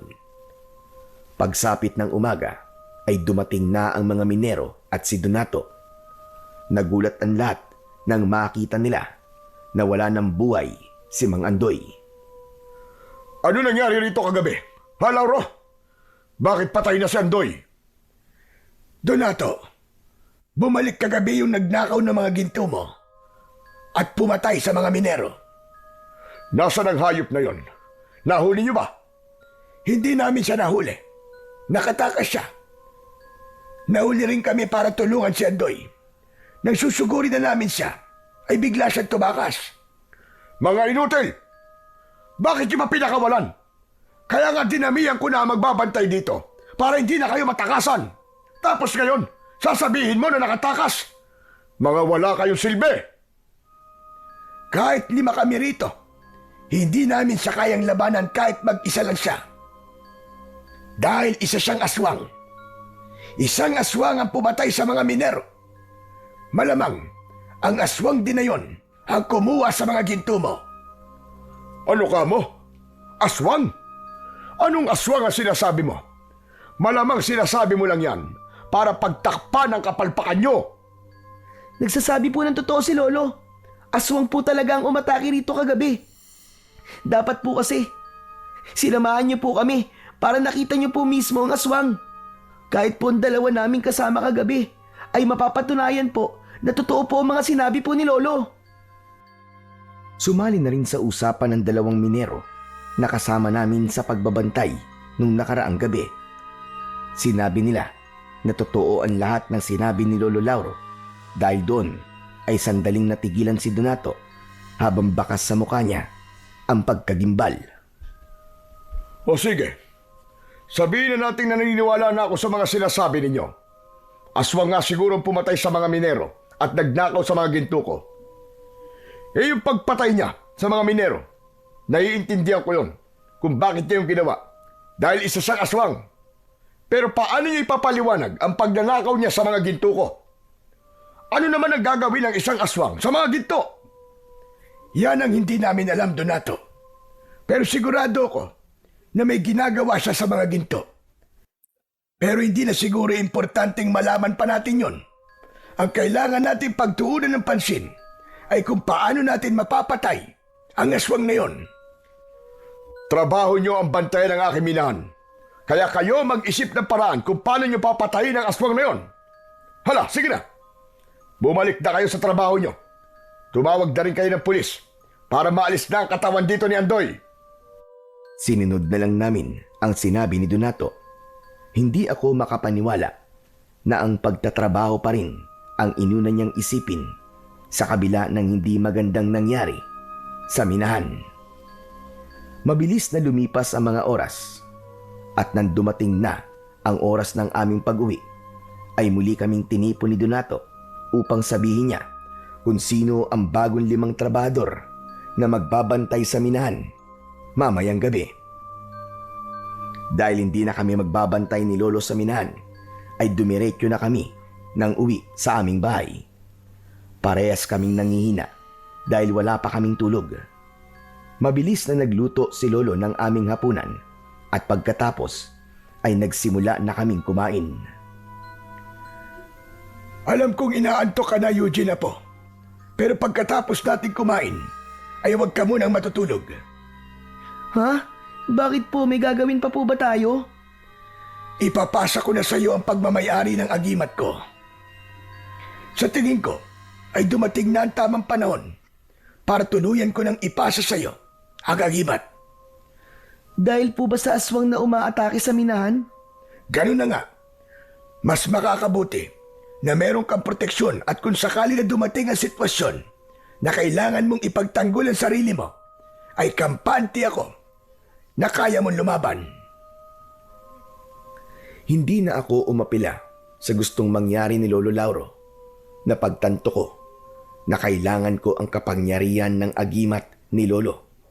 Lalo na't hindi kami sigurado kung baka sa mga susunod na gabi ay umatake na rin ang aswang sa mismong baryo namin. Kaya pagkatapos namin maghapunan ay nagtungo kami sa likod ng bahay. Doon ay sinimulan na ni Lolo Lauro ang ritual ng pagpapasa ng agimat sa akin. Kinuha niya ang aking kamay at sinugatan niya ang palad ko gamit ang isang patalim.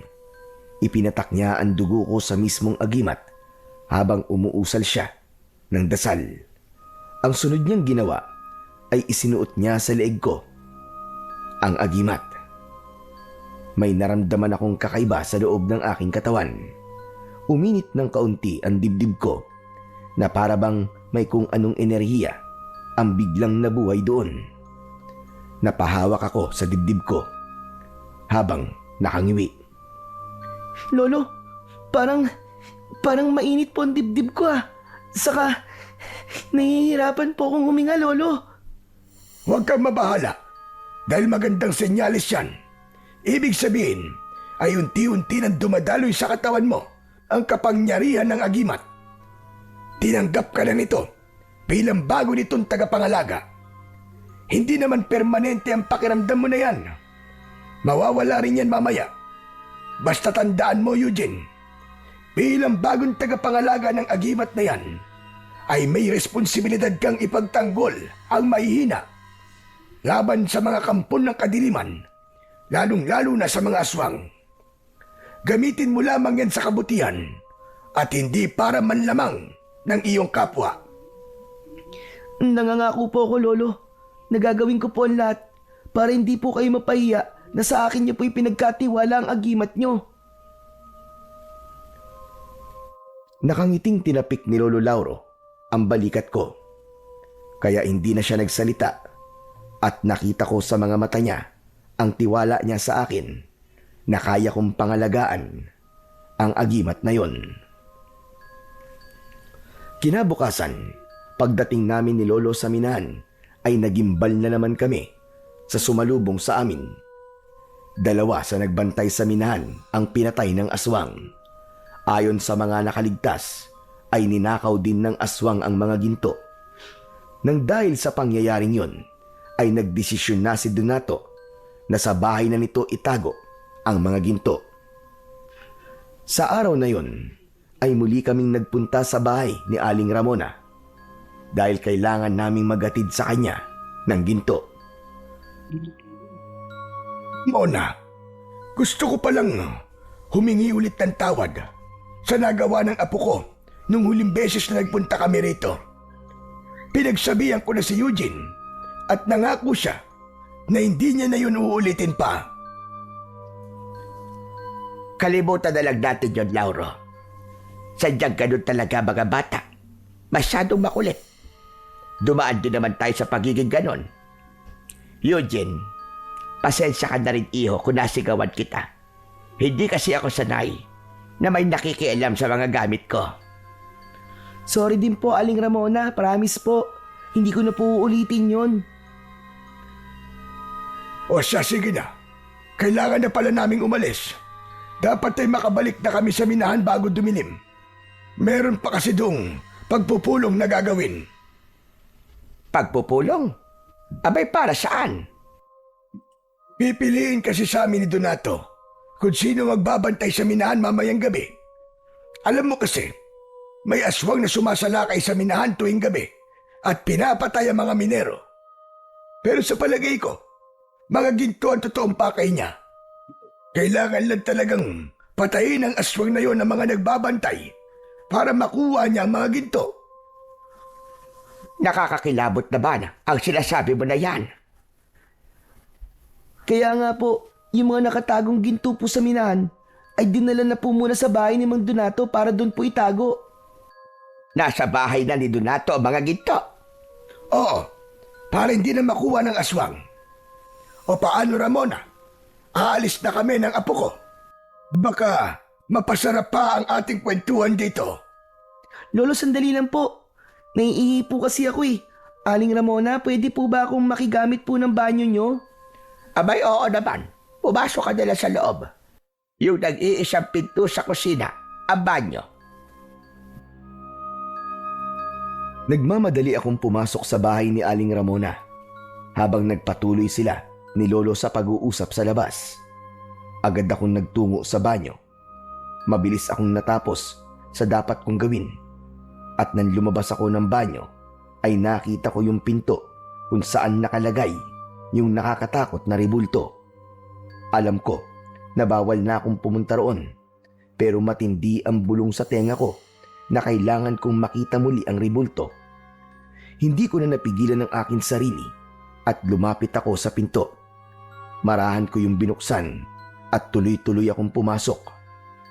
Lumapit ako sa rebulto at naramdaman ko ang bahagyang pag-iinit ng agimat na suot ko. Dumako ang mata ko sa mga gintong nasa paanan ng rebulto at napansin ko na mas dumami na ang mga yon. Napakunot ang noo ko ng isang pamilyar na ginto ang nakita ko roon. Yun yung hugis pusong ginto na nakita ko sa minahan. Kinuha ko yun upang makita ko yun ng malapitan. Hindi ako pwedeng magkamali. Ito nga yung gintong nakita ko sa minahan. Ito yun. Pero, bakit nandito to? Naputol ang aking pag-iisip nang marinig ko ang pagtawag ni Lolo Lauro sa akin. Inilagay ko sa bulsa ng aking short ang hugis pusong ginto. Nagmamadali akong lumabas ng silid na yon at isinarado ko ang pinto. Lumabas na ako ng bahay ni Aling Ramona at lumapit ako kay Lolo. Bakit ang tagal mo naman? Baka mamaya Nakialam ka na naman ng kung ano sa loob ah. Hindi po, Lo. Napatagal lang po ako sa paggamit ko po ng banyo. Nagpaalam na kami kay Aling Ramona. Maya-maya pa ay nakasakay na kami ni Lolo sa kabayo habang pabalik sa minahan. Tahimik lang ako dahil iniisip ko pa rin kung paano napunta sa bahay ni Aling Ramona ang ginto na hugis puso. Gayong sa pagkakaalam ko ay kasama yon sa mga ninakaw ng aswang. Hanggang sa napagdugtong-dugtong ko na ang mga pangyayari. Lolo, sa tingin ko po, kilala ko na po kung sino ang aswang. Ha? Anong sinabi mo? Yung aswang po na umaatake sa minahan at yung nagnanakaw po ng mga ginto. Kilala ko na po kung sino siya. Baka naman kalokohan na naman yan ah. O sige, sino ba ang aswang? Mahirap pong paniwalaan, Lolo Lauro eh. Pero sigurado po ako 100% na si Aling Ramona po ang aswang. Sabi ko na nga ba't kalokohan na naman yung sasabihin mong bata ka eh. Ano't sinasabi mo na aswang si Ramona? Lo, totoo po ang sinasabi ko. Maniwala po kayo sa akin. Aswang po talaga si Aling Ramona. Napaka-imposible niya sinasabi mo, Eugene. Paano si Ramona ang aswang na umaatake sa minahan? Kinuha ko sa bulsa ng short ko ang hugis pusong ginto at ipinakita ko yon kay Lolo Lauro. Oh, bakit nasa iyo pa rin ang gintong yan? Hindi ba ang sabi ko sa'yo, ilagay mo yan dun sa lagayan ng ginto? Kaya nga po, inilagay ko naman po ito dun sa lagayan ng ginto eh. Hindi po ba nakita niyo yun? Matapos po nating magbantay, umatake po uli yung aswang nang sumunod po na gabi sa minahan at ninakaw po ng aswang na yon ng mga ginto. Kasama po sa mga gintong yon ang hugis pusong ginto na hawak ko ngayon. At alam niyo po ba kung saan ko po ito nakita?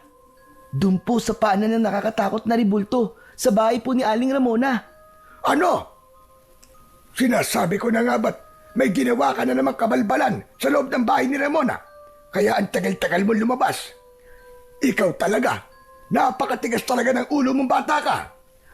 Lolo, wag niyo na pong pansinin kung nakialam po ako sa bahay ni Aling Ramona. Ang importante po ay alam na po natin kung sino po ang aswang. Nung nakita ko po kasi kanina yung pinto po ng kwartong kinaroroonan po ng ribulto, ay para pong may bumubulong sa akin na pumasok po ko ron. Malakas po talaga ang pakiramdam ko na ang diwa ng agimat ang gumawa nun para malaman ko po ang katotohanan. Sandaling natahimik si Lolo Lauro sa mga sinabi ko sa kanya. Ramdam ko na pinag-iisipan niya rin ng gusto ang mga nalaman niya sa akin. Ako naman ay sigurado sa aking mga sinabi, lalo na't pakiramdam ko ay ginagabayan ako ng agimat upang malaman ko ang totoo. Kung naramdaman mo na itinuro sa iyo ng agimat ang katotohanan, malaki ang posibilidad na tama mga sinabi mo, Apo. Hindi lang talaga ako makapaniwala nung una na si Ramona ang aswang dahil sadyang napakabait niya. Hindi po kaya naisip ni Aling Ramona na kailangan niyang magpanggap na mabait upang hindi siya mapagdudahan ng mga tao? Tama ka, Apo. At naging epektibo ang estratehiya niyang yon. Dahil nung sinabi mo sa akin na siya ang aswang, ay hindi kaagad ako naniwala. Ang ipinagtataka ko lang ay kung bakit ninanakaw niya ang mga ginto sa minahan at bumibili rin siya ng maraming ginto. Hindi po ba sabi ko po sa inyo ay nakita ko na doon po sa paanan ng ribulto ang daming ginto. Hindi po kaya hindi naman talaga niya binibenta yung mga ginto. Baka po inaalay niya doon sa ribulto. Baka po yung ribulto na yon ang itinuturing niyang Panginoon. Tama ka. Malaki ang posibilidad na ganun nga, Apo. Sayang, magaan pa naman sana ang loob ko sa kanya. Tapos malalaman natin na kampun pala siya ng kadiliman at isa siyang aswang. Kaya nga po, Lolo ramdam ko po talaga na may gusto po kayo kay Aling Ramona Pag-ibig na po sana. Naging bato pa. Tumigil ka na nga dyan. Talagang nagawa mo pa magbiro. Joke lang po, Lolo. Pero seryoso, ano na pong gagawin natin ngayon? Naisip ko, na kailangan nating magbantay sa minahan mamayang gabi. Panahon na para patayin mo ang aswang apo. Po? Hala, bakit po ako? Hindi ba't nasa iyo na ang agimat ko? Yan ang gagamitin mo para labanan si Ramona. Pero talagang mamayang gabi na po kagad. Ni hindi niyo pa nga po ako natuturuan kung paano po makipaglaban eh. Sinabi ko na sa'yo na ang agimat ang gagabay sa'yo. Hanggat suot mo yan, ay ikaw ang kinikilala niyang tagapangalaga at gagabayan ka niya, lalo na kapag nakikipaglaban ka na sa mga aswang. Natatakot po ako. Pero mukhang wala na po akong magagawa kundi gawin po ang sinabi niyo. Marami na pong pinatay si Aling Ramona na mga minero. At kapag hindi po natin siya pinatay, ay paniguradong madadagdagan pa po ang mga biktima niya. Kaya nga kailangan na natin kumilos kagad na po bago pa mahuli ang lahat. Binilisan na ni Lolo Lauro ang pagpapatakbo sa kabayo. Hindi nagtagal ay nakarating na kami sa minahan. Nakatipon na ang mga minero at nasa unahan na ng mga yon si Donato. Lumapit na kami ni Lolo sa kanila. Mabuti naman at dumating na kayong dalawa. Kayo na lamang ang hinihintay namin. Ngayon, ay sasabihin ko na ang 5 tao na magbabantay mamayang gabi. Gagawin ko ng 100,000 piso gantimpala sa makakahuli sa aswang dahil masyado na malaki ang perwisyong nagagawa niya sa aking negosyo. Umugong ang bulungan ng mga trabador. Narinig ko sa isang lalaki na kahit gawin pang 1,000,000 piso ang gantimpala ay hindi ito magbabantay sa minahan. Anito ay mahal pa nito ang buhay niya at ayaw niyang matulad sa mga naunang pinatay ng aswang. Hanggang sa nagkaroon ng lakas ng loob ang mga trabador na sabihin kay Donato na ayaw nila na magbantay sa minahan dahil natatakot sila sa aswang. Magkakasabay na umalis ang mga trabador pero nanatili kami ni Lolo Lauro sa aming kinatatayuan. Sige! Umalis kayo lahat! Mga duwag! Mga wala kayong silbi! Huwag na kayo babalik dito kahit kailan! Hindi mo sila masisisi kung ayaw nilang magbantay dito mamayang gabi, Donato. Marami ng minero ang pinatay ng aswang na yon. May mga pamilya silang naghihintay sa kanilang bahay at sigurado ko na kahit taasan mo pa ang gantimpalang ibibigay mo sa makakahuli sa aswang, ay hindi pa rin magbabago ang isip nila. Ang dami mo sinasabing matanda ka. Kayong dalawa, ano pang ginagawa niyo rito?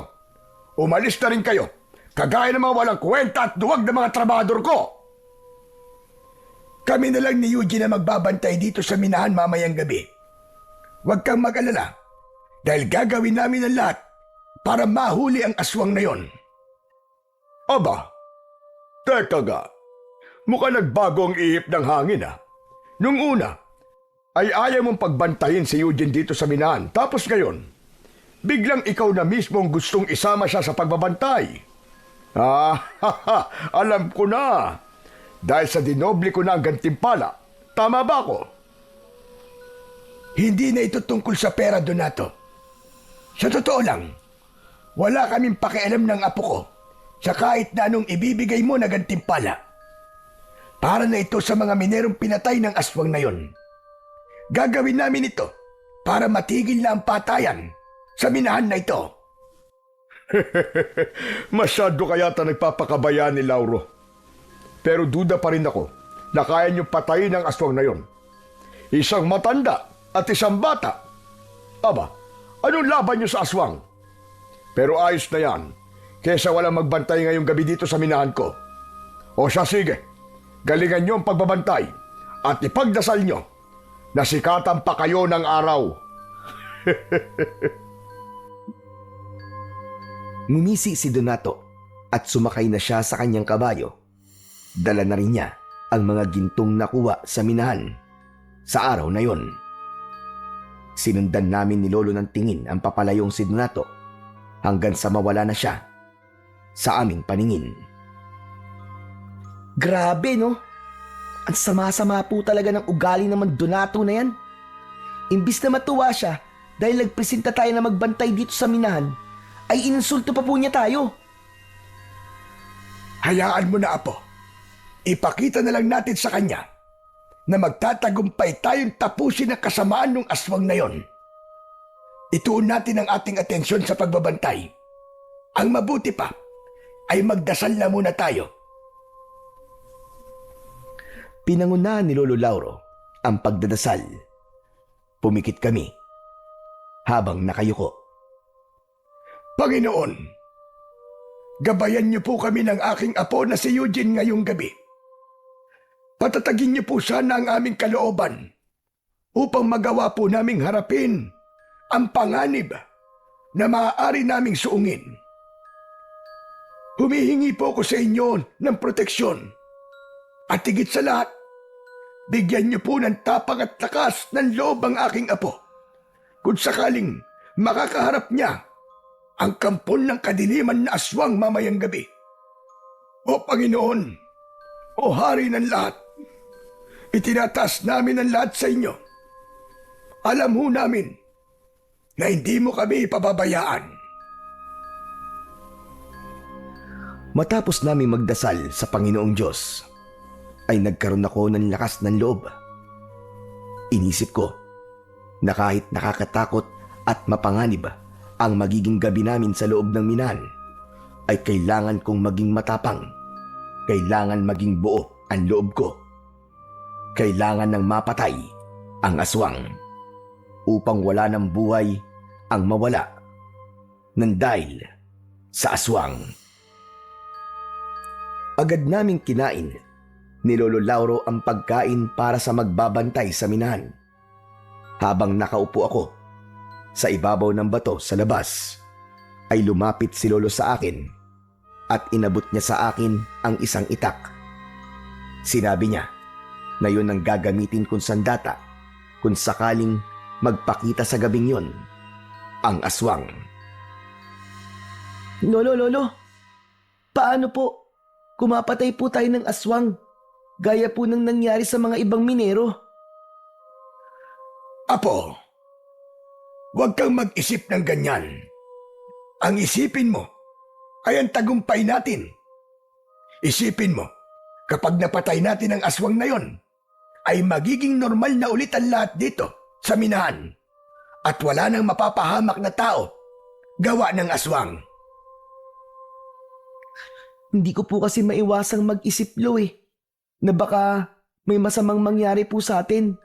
Lalo na't kung sakali po, ay ito po ang unang beses na lalaban po ako sa isang aswang. Hindi ko po akalain, Lo, na sa edad ko pong ito ay magkakaroon na po ako ng ganito kabigat na responsibilidad. Alam mo, Eugene, Apo, normal lang sa isang tao na matakot. Pero tandaan mo na ang paglaban sa kasamaan ay wala sa edad o kasarian. Naniniwala ako na kaya mong gawin ang kayang gawin ng mas nakatatanda sa iyo, basta't manalig ka lamang sa iyong agimat at sa kapangyarihan ng ating Panginoong Diyos. Opo, maraming salamat po kasi palagi niyo pong pinapalakas ang loob ko. Dahil malaki ang tiwala ko sa iyo, Apo, hindi ko ibibigay sa iyo at ipagkakatiwala ang agimat na yan kung wala kang kakayahan na gamitin yan upang ipagtanggol ang kabutihan laban sa mga aswang. Matapos ang aming pag-uusap ng aking Lolo Lauro, ay nagpatuloy na kami sa pagbabantay sa loob ng minahan. Nilakasan ko ang aking pakiramdam upang kung sakaling nasa paligid na ang aswang, ay mabilis kong masasabi kay Lolo. Ngunit lumipas ang ilang oras at hindi pa rin nagpapakita sa amin ni anino ng aswang. Eugene, hindi ka ba binibigyan ng babala ng agimat mo kung narito na ang aswang? Wala ka bang nararamdamang kakaiba? Wala po, Lo. Hindi ko po nararamdaman yung aswang. Hindi po ba dapat nandito na po siya? Sa pagkakatanda ko po, ay ganitong oras po siya umatake nun eh. Tama ka. Yan nga rin ang ipinagtataka ko ngayon. Magkakasunod na gabi siyang umatake rito sa minahan. Kaya nakapagtataka na ngayong gabi ay hindi siya aatake. Bakit kaya? Ano kaya ang dahilan niya? Magsasalita pa sana ako nang may mainit na hangin na humampas bigla sa aking muka. Pakiramdam ko ay may bumulong sa akin na sinundan ng pagbilis ng tibok ng puso ko. Lolo, teka sandali lang. Naalala ko po. Hindi po ba sinabi po natin kay Aling Ramona na sa bahay na po ni Mang Donato dinadala mga gintong nakukuha dito sa minahan? Hindi po kaya wala pa rin po dito hanggang ngayon ng aswang ay dahil sa bahay po siya ni Mang Donato aatake para kunin po doon ang mga ginto. Diyos ko! Oo nga po. Tama ka. Kung ganun, ay kailangan natin magpunta sa bahay ni Donato at baka kung ano na nangyayari sa kanya ngayon. Halika, magmadali na tayo. Nagmamadali kaming sumakay ni Lolo Lauro sa kabayo na ginagamit namin sa paghatid ng mga ginto sa iba't ibang baryo. Mabilis na pinatakbo ni Lolo Lauro ang kabayo dahil naghahabol na kami ng oras. Kahit alam naming masama ang ugali ni Mang Donato, ay hindi pa rin namin kayang hayaan na mamatay siya sa kamay ng aswang. Sa wakas ay nakarating na kami sa labas ng bahay ni Mang Donato. Isa yung konkreto at malaking bahay na nakatayo sa isang malawak na lupain. Pagbaba namin ng kabayo ay napansin kagad namin na nakabukas ang pinto ng bahay. Nahihintakutang nagkatinginan kami ni Lolo Lauro nang marinig namin ng pagsigaw ni Mang Donato mula sa loob ng kanyang bahay. Diyos ko po! Heto na! Tama nga sinabi mo, Apo! Nandito nga si Ramona! Nandito ang aswang! Tara na po, Lo! Iligtas po natin si Mang Donato! Baka mamaya ay mapatay siya ng aswang! Mabilis kaming tumakbo ni Lolo Lauro papasok sa malaking bahay ni Mang Donato. Patuloy naming naririnig ang pagsigaw ni Mang Donato mula sa ikalawang palapag. Umakyat kami sa hagdan at isang pintong nakabukas ang nakita namin. Pumasok kami sa pintong yun at tumambad sa amin si Mang Donato na sugatan at dugo ang nakahandusay sa sahig. Naliligo ito sa sariling dugo. Naroon din ng aswang na nakatayo sa paanan ni Mang Donato. Sabay na napatingin si Mang Donato at ang aswang sa amin ni Lolo. Mabuti't dumating kayo. Tulungan niyo ako. Papatayin ako ng aswang na yan. Tulungan niyo ako. Sabihin mo sa akin kung nasa na mga ginto mo at aalis na ako rito. Hindi ka maaaring umalis dito, aswang ka! Aling Ramona! Anong sinabi mo? Alam na namin na ikaw yan, Aling Ramona. Huwag ka na magkaila pa. Ikaw ang aswang na pumapatay sa mga minero at nagdanakaw ng ginto. Huli ka na! Hindi maaari ito. Paano niyong nalaman ang aking sekreto? Hindi na importanteng malaman mo pa. Pero isa lang ang sigurado kami ni Lolo. Ngayong gabi, matatapos na ang kasamaan mong demonyo ka! Nagpapatawa ka ba, batang paslit? Ano ang laban ng isang bata at matanda sa isang aswang na malakas na katulad ko? Hindi kayo ang tatapos sa akin. Hindi ako papayag na mapigilan niyo ako sa aking misyon. Kailangan ko ng maraming ginto upang ialay sa aking Panginoon, upang muli siyang mabuhay at makapagkasiksa ng lagim at kamatayan sa buong mundo. Hayop ka talaga! Hayop kang aswang ka! Sinasabi ko na nga ba eh, at sumasamba ka sa demonyo! Bibigyan ko pa kayo ng pagkakataon. Umalis na kayong dalawa. Kung ayaw ninyong madamay, ang mga ginto lang ang kailangan ko. Pagkatapos sabihin niyo ng aswang, ay mahigpit kong hinawakan ng agimat na nakasabit sa akin leeg. Tumingin ako kay Lolo Lauro at nang tumango siya, ay alam kong yun na ang hudyat upang labanan ko ang aswang. Diretso kong tinignan ng aswang na si Aling Ramona. Alam ko na sa mga sandaling yon ay ginagabayan ako ng kapangyarihan ng agimat. Hindi na ako nagdalawang isip na suguri ng aswang habang hawak ko ang matalas na itak. Malakas na sumigaw ang aswang at sumalubong yun sa akin. Labis akong namangha nang maramdaman ko na parabang may kung anong enerhiya ang kumukontrol sa aking katawan. Parang ginabayan ako nun sa kung ano ang dapat kong gawin. Bago pa tuluyang makalapit ang aswang sa akin, ay gumulong ako sa sahig. Nilagpasan ko ang aswang na si Aling Ramona at napunta ako sa kanyang likuran. Mabilis akong tumayo at nang humarap sa akin ang nakakakilabot na aswang, ay agad ko siyang sinaksak sa kanyang tiyan. Nagsimula ng gumapang si Mang Donato palapit kay Lolo Lauro. Hanggang sa malakas kong itinulak ang aswang at natumba siya sa ibabaw ng nakadapang si Mang Donato. Aray ko! Aray!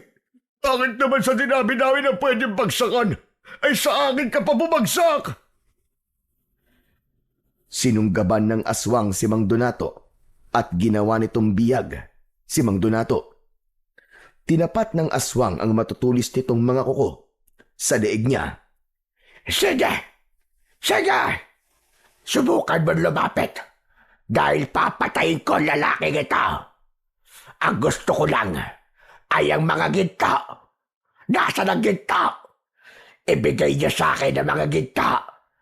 Kailangan niyang mabuhay ang aking Panginoon. Ibigay niyo sa akin ang mga ginto. Tama na! Tama na, Aling Ramona! Hindi na tama itong ginagawa mo! Sa kagustuhan mong buhay na sinasabi mong Panginoon mo, ay nagagawa mo ng pumatay ng mga inosenteng buhay! Napansin ko na wala na si Lolo Lauro sa silid na yon. Hindi ko namalayan ang kanyang pag-alis, kaya hindi ko alam kung saan siya nagpunta. Hanggang sa bumalik si Lolo na may dalang isang malaking bag. Ramona! Tumingin ka rito! Hindi ba't hinahanap mo mga ginto? Heto! Heto mga gintong hinahanap mo! Biglang itinaktak ni Lolo Lauro sa sahig ang mga gintong nasa loob ng bag. Iba't iba ang sukat. Kumalat yun sa sahig. Hindi! Anong ginawa mo? Anong ginawa mo, Lauro? Ang mga ginto ko! Sa wakas, sigurado ako na sapat na ang napakaraming ginto na yan upang mabuhay na ng tuluyan ang aking Panginoon, ang Panginoon ng kadiliman. Marahas na binitiwan ng aswang si Mang Donato. Akala mo ay isa yung gutom na hayop na tumakbo papunta sa mga gintong nakakalat sa sahig. Hindi malaman ng aswang kung paano dadalhin ang mga ginto sa sobrang dami ng mga yon. Nagtama ang mga mata namin ni Lolo Lauro. Kahit wala siyang sinabi, ay alam ko ang ibig niyang sabihin. Habang abala ang aswang na si Aling Ramona sa pagkuha ng mga ginto sa sahig, ay maraan at tahimik akong naglakad papalapit sa kanya. Nang nasa likod na ako ng aswang, ay itinaas ko ang itak at hinawakan ko yun ng dalawa kong kamay. Naramdaman ko ang pagbalot ng malakas na enerhiya sa aking katawan at saka ko buong puwersang itinarak ang itak sa likod ng aswang. Umigik ang aswang na nagulat sa hindi inaasahang pag-atake na ginawa ko. Paghugot ko ng matalas na itak, ay humarap pa sa akin ng aswang na si Aling Ramona at mabilis ko siyang giniritan sa leeg. Bumagsak sa sahig ang wala ng buhay na katawan ng aswang habang may mga ginto pa sa kanyang mga kamay. Hindi makapaniwalang tumingin ako kay Lolo Lauro.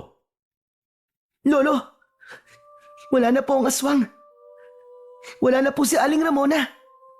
Napatay ko na po siya. Napakahusay mo, Apo. Hindi talaga ako nagkamali nang ibigay ko sa iyo ang agimat. Dahil nagamit mo yan ng tama. Ipinagmamalaki kita, Apo. Teka lang, ano ba kayo? Pwede bang mamaya na kayo magkwentuhan? Tulungan niyo na muna ako rito. Doon lang namin naalala si Mang Donato. Tinulungan namin siyang makaupo sa isang upuan na gawa sa kahoy. Pambihira. Hindi ako makapaniwala na ikaw pa pala ang papatay sa aswang, Eugene. At mas lalong hindi ako makapaniwala na sa kabila ng hindi magandang pagtrato ko sa inyo, ay iniligtas niyo pa rin ako. Diyos ko, maraming salamat. Karapat dapat kong ibigay sa inyo ang ipinangako kong gantimpala. Hindi na po namin kailangan po ng gantimpala, Mang Donato.